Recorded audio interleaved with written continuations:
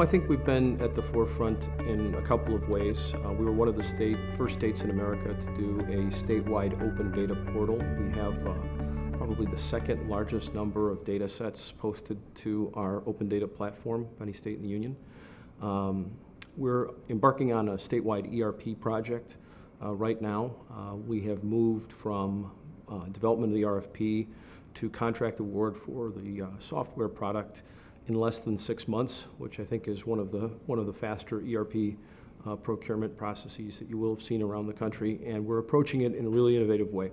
We're going to hire 2 systems integrators instead of the traditional approach of just having one, and the idea is to build an internal competitive marketplace so that we can maximize the chance of success and to make sure that the systems integrators have the same incentives as the state, to get the project done and implemented successfully, quickly, and cost effectively. I think the best thing about working in state government is the variety of issues that you get to deal with on a day-to-day basis, and you get to encounter issues that sort of span a number of different subject matters. I'm a lawyer by background, and everything that we do has some legal component, so it's always interesting, but you get to face different subject matter. For example, last year we were the last state in America to implement a conceal and carry licensure system, so we got to deal with the law of Second Amendment rights and contracting and technology implementation and law enforcement and so forth. We've dealt with issues related to healthcare reform implementation, financial accounting. So there's really a lot of different interesting niche areas that the different programs and responsibilities of state government give you the opportunity to deal with. I think the most challenging aspect of it is that government is really process intensive. And so public institutions have a lot of traditional and long-standing procedures, such as the procurement process, such as civil service regulations, that are quite cumbersome and difficult to understand. They also take a great deal of time. So in order to get to a substantive result, whether that's implementing a new system or administering some kind of program, you have to master those sort of procedural elements of state government, and that's a challenge. So I think in the last year to 18 months, the favorite project, at least for me, has been working with our state police department on the issue of conceal and carry licensure. Illinois was the last state in the union, last 50 states, to be ordered by the federal courts to implement a process for individuals to get a license to carry a firearm on their person. And the law that Illinois enacted was a very complicated one, and it required interaction with all units of local government, local law enforcement, the state police, and then our State Department of Human Services for mental health record scans. We had a really innovative procurement process that was conducted very quickly. We asked 11 vendors or so to come in and give us proposals on how to implement the process, and we asked them for every idea under the sun. They gave us lots of ideas, and the one that was selected was a very, very unique approach for state government. A consortium of 2 companies came in. One of them had done the conceal and carry licensure process for Kentucky, and they offered a proposal where the state would pay no money up front, but would have a contract that would guarantee that the system would be implemented in a timely way, and then the vendor would agree to be paid on the basis of a per transaction fee. So under the law, the state would get $150 approximately per license, and we would pay this consortium of vendors $15 for every license that they processed. So the thing that was interesting about it is that the vendor's incentive was exactly the same as the state's.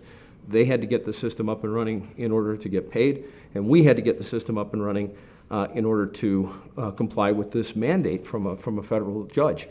So that ended up being spectacularly successful. The state made out very, very well economically. We implemented the law faster than expected, and we're a Democratic administration, and we got plaudits from the Second Amendment community. So it was a very interesting situation where we were successful in doing something transformative in government that got accolades from all sectors of our state. So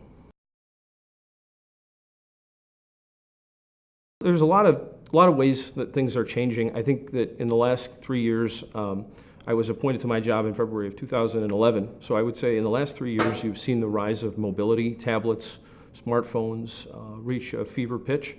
cloud computing has become much more of an option for governments, and a lot of the traditional resistance and concerns that people have had about moving to a cloud-based environment, particularly in the public sector, those have started to erode. The other thing that I've seen is that there's the economic crisis that started in 2007. That still has lingering effects on state government budgets. So our headcounts in Illinois, for example, continue to remain stagnant, and budgetary challenges persist from year to year. So there's a greater interest in and emphasis on technology.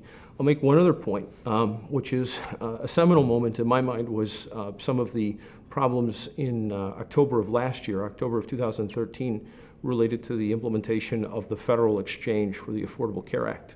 And that situation, the problems associated with that situation, really focused national attention, in my mind, for the first time on some of the complexities of government IT implementation, and forced people to really reconsider how we approach these kinds of projects, and made the public aware that there is a great deal of challenge in doing this, and public institutions sometimes have a relatively poor track record of implementing and acquiring major technology projects. And so I think that that's actually a very healthy discussion, and it's made people more attentive to the kinds of things that I work on in my career. So,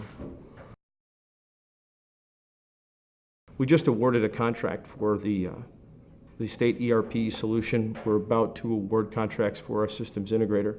I think that we're going to be heavily engaged in our phase one of our statewide ERP project in the next year. Recently, we passed a law, and this was passed in March of 2014, that mandated that all of our agencies implement a cloud-first policy. This follows up an executive order that the governor had written a few years ago. So this mandate and its implementation, requiring agencies to scope out the marketplace for all cloud-based solutions. This is a big change for Illinois, and it requires a lot of education for our staff, for our chief procurement officers, and for people in executive positions in agencies. So making sure that that's implemented effectively with appropriate consideration for economic factors, security factors, business process factors, all of that has to be considered. So I think those are two of the big things that we'll be concerned with.